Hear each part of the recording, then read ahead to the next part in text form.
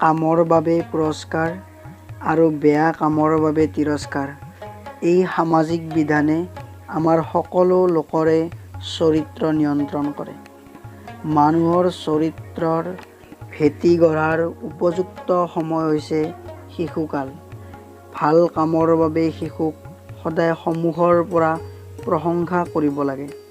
প্ৰশংসাই শিশুক ভিতৰৰ পৰা উৎসাহিত কৰি তোলে। লঘু দোষত শিশুক কেতিয়াও গুৰু শাস্তি দিব নালাগে আৰু জাতি, ধৰ্ম, লিংগ নিৰ্বিশেষে শাস্তি আৰু পুৰস্কাৰ সদায় সমান হোৱা উচিত। নহ'লে শিশুৰ মনত ইয়াৰ বিৰূপ প্ৰভাৱ পৰিব পাৰে। এই কথা আমি সদায় মনত ৰখা দৰকাৰ। নমস্কাৰ বন্ধুসকল, মই চন্দনে আপোনালোকক শিকিবলৈ হেঁপাহ নামৰ চেনেলটোলৈ স্বাগতম জনাইছোঁ। বন্ধুসকল, আমি আজি এগৰাকী শিক্ষাব্ৰতী পণ্ডিত, দাৰ্শনিক, গান্ধীবাদী পুৰুষ, পদ্মবিভূষণ উপাধিৰে বিভূষিত ভাৰতৰ তৃতীয়গৰাকী ৰাষ্ট্ৰপতিৰ জীৱনত ঘটা এটা ঘটনাৰ বিষয়ে জানিবলৈ চেষ্টা কৰিম। তেখেত হৈছে ডক্টৰ জাকিৰ হুছেইন। ৰাষ্ট্ৰপতি হৈ থকা সময়ছোৱাত অনেক ব্যস্ততাৰ মাজতে অলপ আহৰি পালে কিতাপ অধ্যয়ন কৰিছিল। কিতাপ পঢ়াটো তেওঁৰ এক এৰাব নোৱাৰা অভ্যাস হৈ পৰিছিল।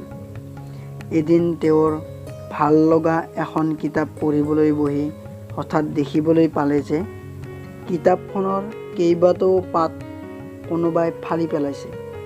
কিছু সময় ভাবি চিন্তি নিশ্চিত হ'ল যে কিতাপৰ পাতবোৰ তেওঁৰেই সন্তান কেইগৰাকীৰ কোনোবাই ফালিছে। কিন্তু সিহঁতৰ মাজৰ পৰা আচল দোষীজনক কি উপায়ে বিচাৰিব পৰা যায়? সিহঁতেতো শাস্তিৰ ভয়ত নিজে কেতিয়াও দোষ স্বীকাৰ নকৰে। ইফালে দোষীক বিচাৰি উলিয়াব নোৱাৰিলে পুনৰ এনেকুৱা কামৰ পুনৰাবৃত্তি হৈ থাকিব পাৰে। সিহঁতৰ অনুভূতিক আঘাত নিদিয়াকৈ দোষীজনক কেনেকৈ ধৰা পেলাব পাৰে তাৰে উপায় চিন্তিব ধৰিলে। কিছু সময় পিছতে আটাইকেইটি সন্তানকে তেওঁৰ ওচৰলৈ মাতি আনি মৰমেৰে ক'বলৈ আৰম্ভ কৰিলে, তোমালোকক আজি মই একোটাকৈ সুন্দৰ পুৰস্কাৰ দিম।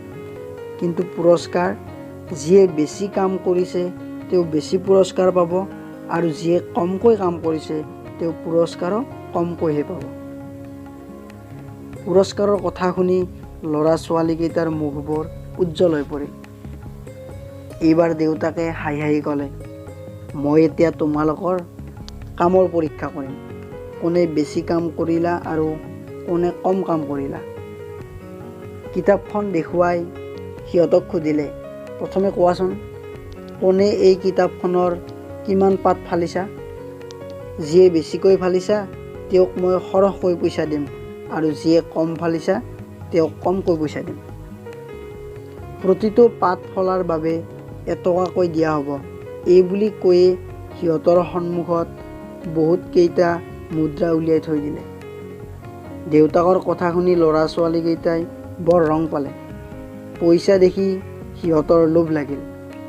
সিহঁতৰ কোনে কিমান পাত ফালিছিল টপৰাই কৈ দিলে।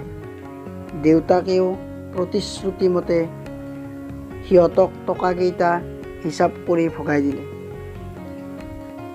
এইবাৰ দেউতাকে সন্তানকেইটাৰ চকুলৈ চাই ক'লে, এই পুৰস্কাৰ তোমালোকক কিতাপখনৰ পাত ফলাৰ কাৰণে দিয়া হোৱা নাই।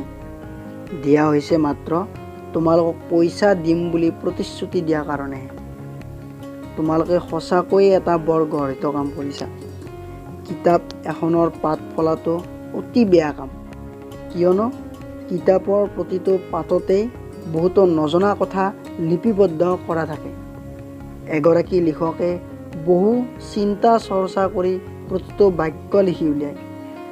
পঢ়া শুনা কৰা আৰু জনা বুজা লোকে এনে অপকৰ্ম কেতিয়াও নকৰে। কিতাপ এখন নষ্ট কৰা মানে এগৰাকী সৎ লোকক হত্যা কৰা। ই এটা মহাপাপ। ভৱিষ্যতে এনেকুৱা কাম কৰিলে মই তোমালোকক গুৰুতৰ শাস্তি দিম। শিশুহঁতে তেতিয়াহে দেউতাকৰ চোৰ ধৰা কৌশলটো বুজি পালে। সিহঁতে ভৱিষ্যতে আৰু তেনে কাম নকৰোঁ বুলি দেউতাকক প্ৰতিশ্ৰুতি দিলে। ৰাষ্ট্ৰপতি ডক্টৰ হুছেইনৰ এই আদৰ্শই আমাক বাৰু এটি ভাল শিকনি দি থোৱা যোৱা নাইনে? বন্ধুসকল, মোৰ এই ভিডিঅ'টি চাই কেনে পালে জনাবচোন। যদি ভাল পালে কমেণ্ট আৰু এটা লাইক নিশ্চয় কৰিব। নতুন ভিডিঅ'ৰ সৈতে পুনৰ লগ পাম। আজিলৈ ধন্যবাদ।